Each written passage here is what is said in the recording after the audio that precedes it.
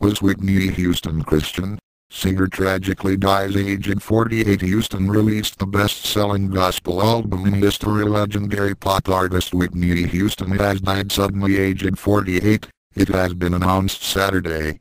Houston's publicist Christian Foster made the announcement to a stunned music world, although the cause and the location of her death were not made clear. With her passing, many are wondering whether she was a Christian. Whitney Houston performs at the pre-Grammy Gala and Salute to Industry Icons with Clive Davis honoring David Geffen, held in Beverly Hills, California, February 12, 2011. Houston was in fact born in a neighborhood of Newark, New Jersey, and was the third and youngest child of entertainment executive John Russell Houston Jr.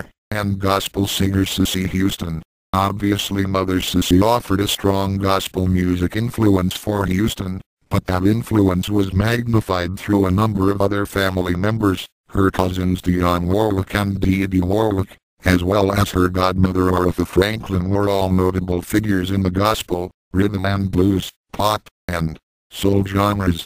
She was raised a Baptist, but also attended a Pentecostal church during a period of her growing up. By the age of 11 she started performing in the junior gospel choir at the New Hope Baptist Church in Newark, and amazed the congregation with her first solo performance, which was a rendition of "Guide Me, O Thou Great Jehovah."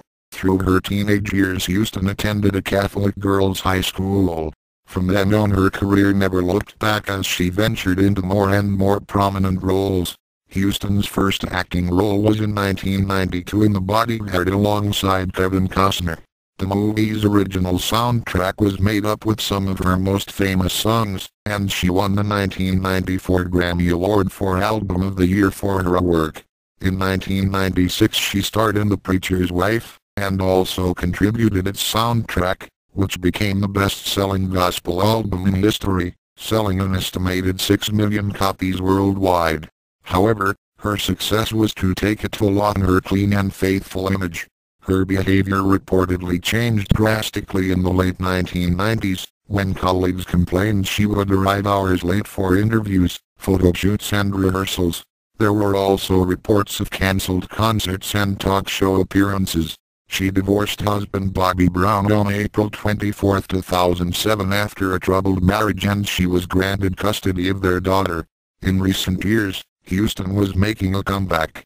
She performed the song, "I Look to You," on the 2011 Bet Celebration of Gospel, with gospel jazz singer King Bro, held at the Staples Center, Los Angeles. However, stints in and out of rehab for drug and alcohol problems continued. In 2009 she testified how her faith had helped her through her troubled times, saying to MTV, "The changes that we go through, the transitions that we go through, the tests that we go through, being a mother, becoming a single mother, it all had its ups and its downs, but for the most part, I kept my faith and I kept my head up and I took my time." Her death will devastate millions of loyal fans, who will have been left stunned by the news of her passing. Houston in the past has admitted to her deep spiritual battles, saying, "The biggest devil is me. I'm either my best friend or my worst enemy." Whitney Houston died Saturday, February 11, 2012, aged 48.